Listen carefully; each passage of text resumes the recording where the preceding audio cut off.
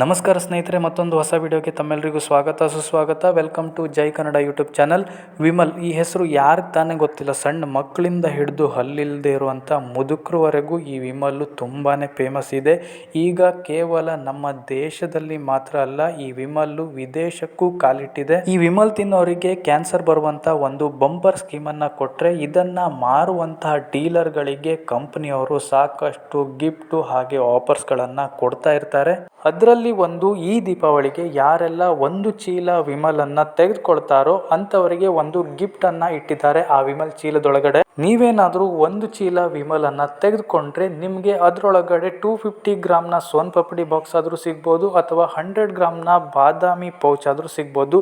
ಈ ಎರಡರೊಳಗಡೆ ನಿಮ್ಗೆ ಒಂದು ಸಿಗತ್ತೆ. 250 ಗ್ರಾಮ್ನ ಸೋನ್ ಪಪಡಿ ಪ್ರೈಸ್ ಬಂದ್ಬಿಟ್ಟು 70 ರೂಪಾಯಿಂದ ಶುರು ಆಗುತ್ತೆ. ಅದಕ್ಕಿಂತ ಕಡಿಮೆ ಬೆಲೆಯ ಸೋನ್ ಪಪಡಿ ಕೂಡ ಮಾರ್ಕೆಟ್ ಅಲ್ಲಿ ಸಿಗುತ್ತೆ. ಹಾಗೆ 100 ಗ್ರಾಮ್ ಬಾದಾಮಿ ಬಂದ್ಬಿಟ್ಟು ಮಾರ್ಕೆಟ್ ಅಲ್ಲಿ 80 ರೂಪಾಯಿಂದ 100 ರೂಪಾಯಿವರೆಗೂ ಸಿಗುತ್ತೆ.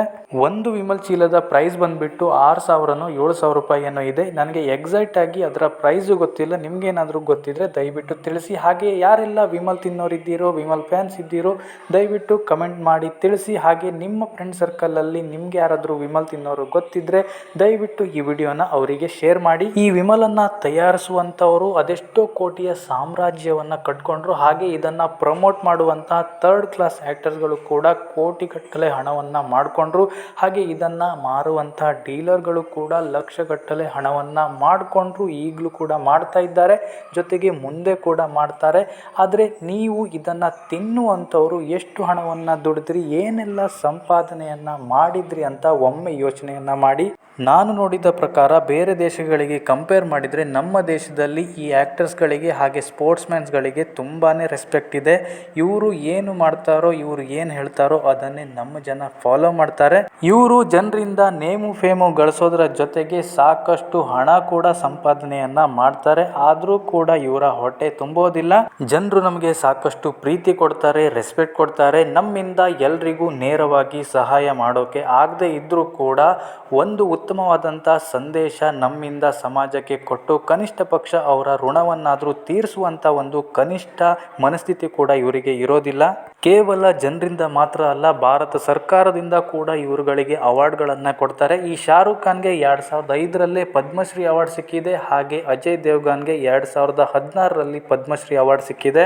ಈ ಹುಚ್ಚಿನ ಮಕ್ಕಳು ಯಾವುದನ್ನು ನೆನ್ಪಿಟ್ಕೊಳ್ಳೋದಿಲ್ಲ, ಯಾವುದಕ್ಕೂ ರೆಸ್ಪೆಕ್ಟ್ ಕೊಡೋದಿಲ್ಲ. ಇವರು ನೋಡೋದು ಒಂದೇ, ಅದು ದುಡ್ಡು. ಈ ಶಾರುಖ್ ಖಾನು ಅಜಯ್ ದೇವ್ಗನ್ ಎಷ್ಟು ಆಸ್ತಿಯನ್ನ ಮಾಡಿದ್ದಾರೋ ಅದರಲ್ಲಿ ಅರ್ಧ ಇವರು ಆಕ್ಟಿಂಗ್ ಇಂದ ಮಾಡಿದ್ರೆ ಇನ್ನು ಅರ್ಧ ಆಸ್ತಿಯನ್ನ ಇಂತಹ ಕಂಪನಿಗಳಿಗೆ ಅಂಡ್ಕೊಟ್ಟು ಮಾಡಿರ್ತಾರೆ. ಅದಕ್ಕೆ ನಾನು ಹೇಳೋದು ಏನಂದ್ರೆ, ಇಂಥವ್ರನ್ನ ಜಾಸ್ತಿ ಎಂಟರ್ಟೈನ್ ಮಾಡೋದಕ್ಕೆ ಹೋಗಬೇಡಿ, ಜಾಸ್ತಿ ಮೂಸೋದಕ್ಕೆ ಹೋಗಬೇಡಿ. ಇವರನ್ನ ಎಲ್ಲಿ ಇಡಬೇಕು ಅಲ್ಲಿ ಇಡಿ. ಆದರೆ ಈ ವಿಷಯದಲ್ಲಿ ಖಂಡಿತವಾಗಿಯೂ ನಮ್ಮ ರಾಕಿಂಗ್ ಸ್ಟಾರ್ ಯಶ್ ಅವರಿಗೆ ಹೊಗಳಲೇಬೇಕು. ಏಕೆ ಅಂತ ಹೇಳಿದ್ರೆ ಅವರಿಗೂ ಕೂಡ ಈ ವಿಮಲ್ ಗುಟ್ಕಾ ಇಂದ ಆಫರ್ ಹೋಗಿತ್ತು. ಈ ವಿಷಯ ನಿಮಗೂ ಕೂಡ ಗೊತ್ತಿರಬಹುದು. ಒಂದಲ್ಲ ಎರಡಲ್ಲ ಸ್ನೇಹಿತರೆ, ಬರೋಬ್ಬರಿ 100 ಕೋಟಿ ರೂಪಾಯಿಯ ಆಫರ್ ಹೋಗಿತ್ತು ಈ ಗುಟ್ಕಾನ ಪ್ರಮೋಟ್ ಮಾಡೋದಕ್ಕೆ. ಆದರೆ ಯಶ್ ಅವರು ಖಂಡಿತವಾಗಿ ಈ ಆಫರ್ ಅನ್ನ ರಿಜೆಕ್ಟ್ ಮಾಡಿದ್ರು. ಏಕೆ ಅಂತ ಹೇಳಿದ್ರೆ, ನಾನೇನಾದ್ರೂ ಒಂದು ವೇಳೆ ಈ ಆಡ್ ಅನ್ನ ಮಾಡಿದ್ರೆ ನನ್ನಿಂದ ಖಂಡಿತವಾಗಿಯೂ ಯುವಕರಿಗೆ ಒಂದು ತಪ್ಪು ಸಂದೇಶ ಹೋಗುತ್ತೆ ಅಂತ ಅವರು ಅರ್ಥಕೊಂಡ್ರು. ನಿಜವಾಗ್ಲೂ ಈ ಗುಣ ಒಬ್ಬ ನಾಯಕ ನಟ ಸ್ಟಾರ್ ಹೀರೋಗೆ ಇರಬೇಕಾದಂತಹ ಜವಾಬ್ದಾರಿ. ಕೇವಲ ಪರದೆ ಮೇಲೆ ಹೀರೋಯಿಸಂ ತೋರಿಸೋದಲ್ಲ ಸ್ನೇಹಿತರೆ, ಪರದೆ ಹಿಂದೆ ಕೂಡ ಆದಷ್ಟು ಎಷ್ಟಾಗುತ್ತೋ ಅಷ್ಟು ಸಮಾಜಕ್ಕೆ ಒಳ್ಳೆಯ ಸಂದೇಶವನ್ನ ಕೊಡೋದಕ್ಕೆ ಇವರುಗಳು ಟ್ರೈ ಮಾಡಬೇಕು. ನಾವು ಕೂಡ ಹೀಗೆ ಜವಾಬ್ದಾರಿಯುತವಾಗಿ ನಡ್ಕೊಳ್ಳೋರಿಗೆ ಸಪೋರ್ಟ್ ಮಾಡಬೇಕು.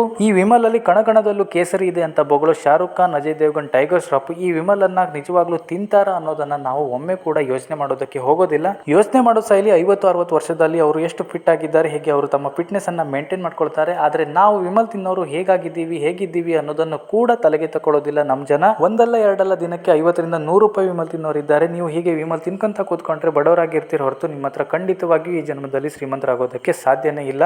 ನೀವು ಕೇಳ್ಬೋದು, 50-100 ರೂಪಾಯಿ ದಿನಕ್ಕೆ ಸೇವ್ ಮಾಡಿದ್ರೆ ನಾವೇನು ಶ್ರೀಮಂತರಾಗ್ಬೋದಾ ಅಂತ ಹೇಳಿ. ಖಂಡಿತವಾಗಿಯೂ ನೀವು ಒಮ್ಮೆ ಇದನ್ನ ಟ್ರೈ ಮಾಡಿ ನೋಡಿ, ನಂತರ ನಿಮ್ಗೆ ಗೊತ್ತಾಗುತ್ತೆ 50-100 ರೂಪಾಯಿ ನಿಮ್ಮ ಜೀವನದಲ್ಲಿ ಯಾವ ರೀತಿಯಾದಂತಹ ಬದಲಾವಣೆಯನ್ನ ತರುತ್ತೆ ಅಂತ. ಆಯ್ತು, ಇವರು ವಿಮಲ್ ತಿನ್ಕೊಂಡು ಹಾಳಾಗೋಗ್ ಸಾಯ್ಲಿ ಅಂತ ನೋಡಿದ್ರೆ ಇವರು ತಮ್ಮ ದುಡ್ಡು ತಮ್ಮ ಆರೋಗ್ಯನ ಹಾಳು ಮಾಡಿಕೊಳ್ಳದೆ ತಿಂದೆ ಇರೋರಿಗೆಲ್ಲ ಅಲ್ಲಿ ಇಲ್ಲಿ ಉಗ್ದು ರೋಗ ಬರೋ ಹಾಗೆ ಮಾಡ್ತಾರೆ. ಈ ಚಟ ಮಾಡೋರ್ದು ಮತ್ತೊಂದು ಕೆಟ್ಟ ಚಾಳಿ ಏನು ಅಂದ್ರೆ, ಇವ್ರಿಗೇನಾದ್ರೂ ಮಕ್ಕಳಿದ್ರೆ ಆ ಮಕ್ಕಳು ಸ್ವಲ್ಪ ದೊಡ್ಡ ಹಾಕೋದನ್ನ ಇವರು ಕಾಯ್ತಾ ಇರ್ತಾರೆ. ನಂತರ ದೊಡ್ಡ ಆದ್ಮೇಲೆ ಅವ್ರ ಹತ್ರನೇ ಇವರು ಚಟ ಮಾಡುವಂತ ವಸ್ತುಗಳನ್ನ ತರಿಸ್ಕೊಳ್ತಾರೆ. ಇದರಲ್ಲಿ ಅಕ್ಷಯ್ ಕುಮಾರ್ ಕೂಡ ಇದ್ದ. ಆದ್ರೆ ಆತನಿಗೆ ತಾನು ಮಾಡಿದ್ದು ತಪ್ಪು ಅಂತ ಗೊತ್ತಾಯ್ತು. ಜನರು ಬೈದುದನ್ನ ಕೇಳಿಸ್ಕೊಂಡು ಪ್ರಮೋಟ್ ಮಾಡೋದನ್ನ ಬಿಟ್ಟ. ಇವರುಗಳು ಇಂತ ಹಲ್ಕಟ್ ಕೆಲಸ ಮಾಡಿದ್ರು ಕೂಡ ನಮ್ಮ ಜನಗಳು ಮಾತ್ರ ಸಪೋರ್ಟ್ ಮಾಡೋದನ್ನ ನಿಲ್ಲಿಸೋದಿಲ್ಲ. ಇವರ ಮೂವಿಗಳು ಯಾವಾಗ ರಿಲೀಸ್ ಆಗುತ್ತೆ ಅಂತ ಕಾಯ್ತಾ ಇರ್ತಾರೆ ನೋಡೋದಕ್ಕೆ.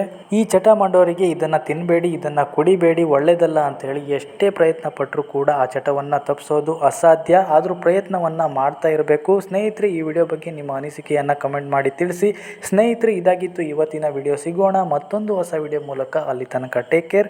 ಧನ್ಯವಾದ ಸ್ನೇಹಿತರೆ.